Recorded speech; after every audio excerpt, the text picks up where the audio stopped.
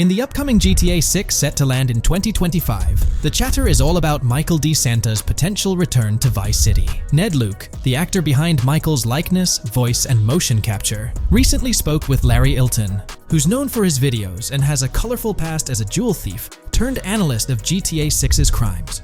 During this interview, Ned Luke shared some insights, and there might have been a slip-up, though nothing's confirmed. Listen into this snippet, where it sounds like there might have been a revealing moment, hinting at Michael's involvement in GTA 6. Michael from Grand Theft Auto 5 and Grand Theft Auto 6. He is his Ned Luke. We don't, GTA 6 is unknown things right now. So just to make that clear. The slip-up seemed pretty evident, especially if you caught his reaction. But just playing devil's advocate, he might be thinking, now people will assume I'm in Grand Theft Auto 6. However, it does raise a valid point for discussion. Could Michael D. Santa actually appear in GTA 6? Let's dig into this. First, looking at it from a technical standpoint in Rockstar Games, the answer seems to be yes. Michael's in GTA 5, and both GTA 5 and the upcoming GTA 6 exist in the HD universe. So, theoretically, Michael could return in GTA 6 without any issues. However, characters from GTA Vice City, San Andreas, and GTA 3 belong to the 3D era, which is a different universe from GTA 4, 5, and 6. That means those characters won't be making a crossover due to their distinct universes. Considering the story angle, the possibility of Michael D. Santa appearing in GTA 6 does have some narrative merit. Let's consider this. If, by the end of GTA 6, Michael is alive, it could align with the ending Rockstar envisioned in GTA 5. In GTA 5, the goal seemed to be to ensure all three characters, Michael, Trevor, and Franklin, survived. At the conclusion, Michael appeared to have restructured his life. His wife, Amanda, reunited with him. They seemed content, and even Tracy pursued college, something previously unthinkable. Jimmy, too, showed signs of getting his life back on track, notably working at our arcade, as Grand Theft Auto Online events hinted. These signs suggest that the characters were finding stability and moving forward positively. By the story's end, Michael's trajectory seems to align with his aspirations of becoming a movie producer. This detail is solidified in the Grand Theft Auto Online Contract DLC, where Franklin acknowledges Michael's shift into the movie-making scene, affirming that his old friend is indeed involved in producing films. I know one of the producers around here. I hope his fan at work today. By the story's conclusion, Michael D. Santa appears to be thriving, leading a life disconnected from his criminal past, as he's notably absent from any Grand Theft Auto Online updates. This absence leads us to presume he's alive and well by 2023. Now the burning question emerges. Could he potentially transition to Vice City for GTA 6? The answer leans towards the affirmative. Technically, he could make an appearance in Vice City and its neighboring areas. However, it seems a tad unlikely given his last known whereabouts in Los Santos, situated on the opposite side of the country. Rockstar has a track record of bringing back characters even if their storylines seem concluded. Take Johnny Klebitz from GTA 4's DLC, The Lost and Damned, for example. The last time we encountered him was in Liberty City. And then, unfortunately, he met his end in Los Santos courtesy of Trevor.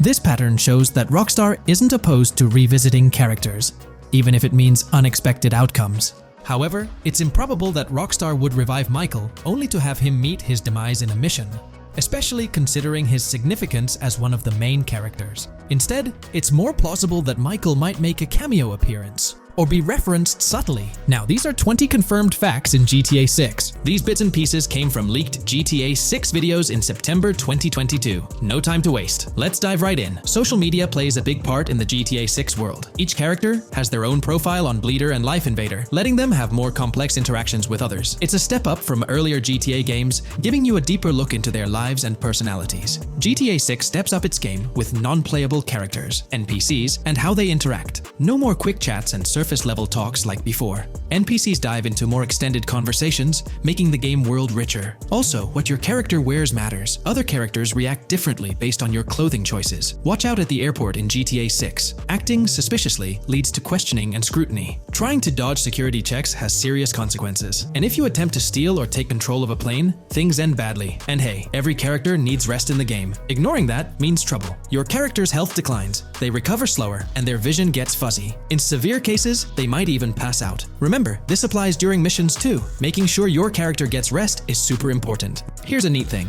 If your character's tired and you leave them alone, they might take a quick nap. By the way, I'm holding a monthly giveaway for a PlayStation 5. You just need to subscribe and you're entered. Now, back to the video. The realism in the game hits new levels with visible sweat. In GTA 5, characters sweated after running for a while. In GTA 6, you'll see sweat on their clothes and drops running down their skin. It's not just for looks. It shows how hard your character's working and how stressed they are. Let's talk big news. GTA 6 has more planned after its release. Rockstar Games is gearing up for 2 single-player DLCs, which could really expand the game's story. In the game, what happens sticks to your character. Paintball, hits, blood, dirt. They all stick until you clean them off. It's small, but it makes GTA 6 feel more natural. Getting into it with rival gangs in GTA 6 has consequences. If you mess with another gang, they're coming at you hard. Think crazy chases, drive-by shootings, intense fights. And if you make the mafia mad, they might send a real skilled hitman your way. But hey, take this info with a pinch of salt. It's based on leaks and guesses as of September 2022. Game making is a wild ride. Stuff can change a lot before the final game's out. Remember how Rockstar planned DLCs for GTA 5, but then GTA Online blew up?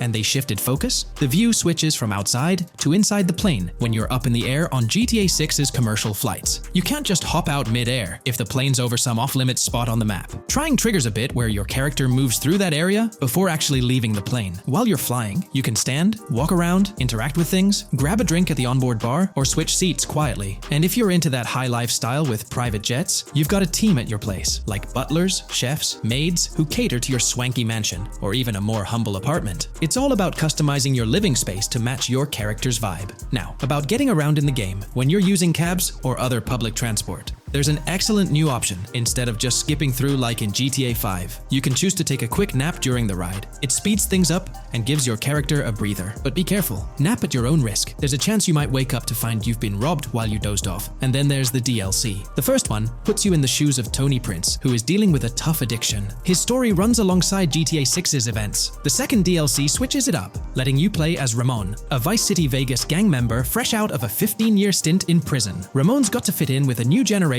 of gang members who don't really care about his past rep. This story happens just before GTA 6 kicks off. GTA 6 brings in a stress system. When your character's under pressure, sleeping gets tough, and sometimes they can't rest at all. Lots of things add to the stress: shootouts, withdrawals, police heat, job stress. Each character deals with stress differently, making the game more immersive. Your characters aren't alone in this virtual world. They can make friends and business contacts with other in-game characters. Big names like Jacob Hughes matter in the story, but you can also build relationships with regular folks, creating a web of connections. In GTA 6, there's a new thing: credit cards. They let you spend more than you have. Get one from a bank or online, and you can buy stuff even if your cash is low. But remember, it's not free money. When you use it, you've got 7 days to pay it back with interest. If not, the bank sends tough guys after you. If they take out your character, you owe everything back: medical bills and stuff you bought. And the cycle goes on, giving you another 7 days before they come back. Let's talk TV in GTA 6. It's seriously interactive this time. TVs have schedules, and you can set reminders on your in-game phone for shows. You've got loads of options: reality shows, comedies, dramas, sports events. Each series has episodes that follow a schedule. The coolest part? Your actions affect what gets covered on news broadcasts. It makes the game world feel alive and responsive. Want your GTA music fix wherever you go in the game? You're in luck. In GTA 6, your character can put on headphones and listen to radio stations while roaming around. It doesn't matter if you're exploring or knee-deep in a mission,